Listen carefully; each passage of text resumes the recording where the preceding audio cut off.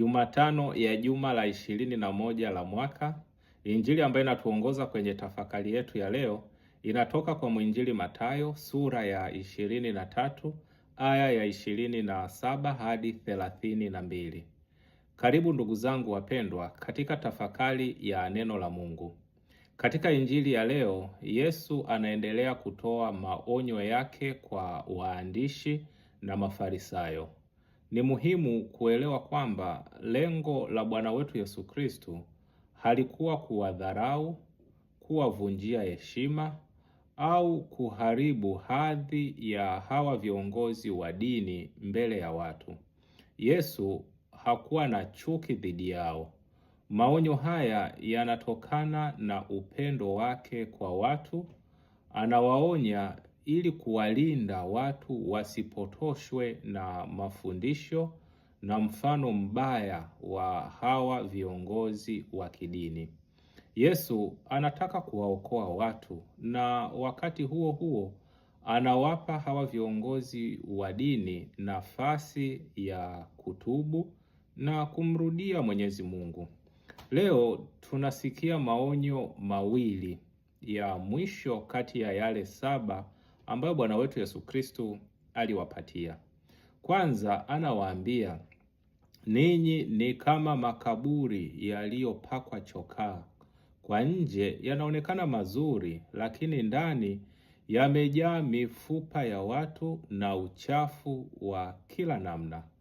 Maneno haya yanaweza kutushangaza. Je, Bwana wetu Yesu Kristo anamaanisha kwamba tusiyajenge vizuri makaburi, tusipambe makaburi?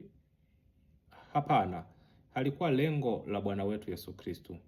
Kwa Wayahudi, makaburi yalipakwa chokaa ili yaonekane kwa urahisi, hasa wakati wa usiku au kipindi cha hija ambako kulikuwa na msongamano wa watu wengi. Mtu aliyegusa kaburi au kulikanyaga hata bila kujua alichukuliwa kuwa ni najisi kwa ibada.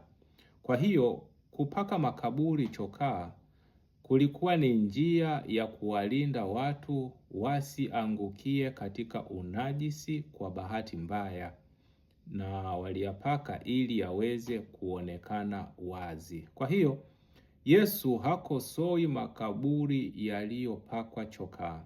Anakosoa unafiki wa viongozi hawa. Walijali sana muonekano wa nje, jinsi wanavyoonekana mbele za watu, jinsi wanavyosifiwa kwa ibada zao, na jinsi wanavyoonekana kuwa ni watakatifu.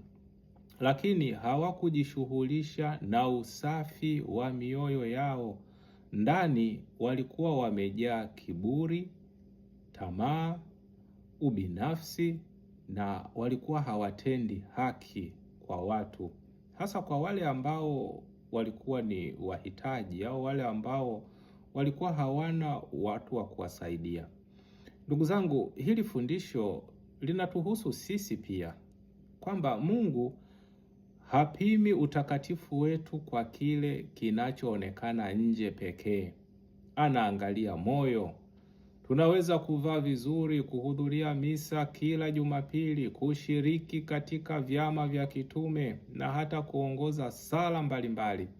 Lakini kama mioyo yetu imejaa chuki, wivu, kiburi, kutokusamehe na ubinafsi, basi tunakuwa katika hatari ya kuwa kama yale makaburi yaliyopakwa chokaa. Kwa nje yanaonekana ni mazuri, lakini ndani hayana uzuri wowote. Ukristo wa kweli unaanza ndani ya moyo. Moyo unapobadilishwa na neema ya Mungu, ndipo matendo yetu ya nje yanakuwa ushuhuda wa kweli. Katika onyo la pili, Yesu anawaambia waandishi na Mafarisayo wanajenga na kupamba makaburi ya manabii. Wanawaenzi mashujaa wa imani waliopita na kusema, kama tungeishi wakati wa mababu zetu tusingeshiriki kuwaua manabii. Lakini wakati huo huo walikuwa tayari wanapanga njama ya kumuua Bwana wetu Yesu Kristo, ambaye Kristo ni mkuu kuliko manabii wote. Kwa maneno mengine, waliheshimu manabii waliokufa, lakini walimkataa nabii aliye hai, aliyekuwa mbele yao na ambaye ni mkuu kuliko hao manabii wa zamani ambao wanajifanya wanawaheshimu. Ndugu zangu, tunajifunza nini sisi kutokana na onyo hili la pili? Ni rahisi sana kuvutiwa na watakatifu. Hata sisi nyakati zetu ni rahisi sana kuvutiwa na watakatifu, kusoma maisha yao, kuheshimu sanamu zao, kutembelea mahali walipoishi au walipozikwa. Lakini swali ni hili: je, tunaishi yale waliofundisha? Tunafuata mifano yao mizuri waliotuachia? Mfano, Mtakatifu Fransisko wa Asisi alitufundisha unyenyekevu. Je, tunaishi kwa unyenyekevu?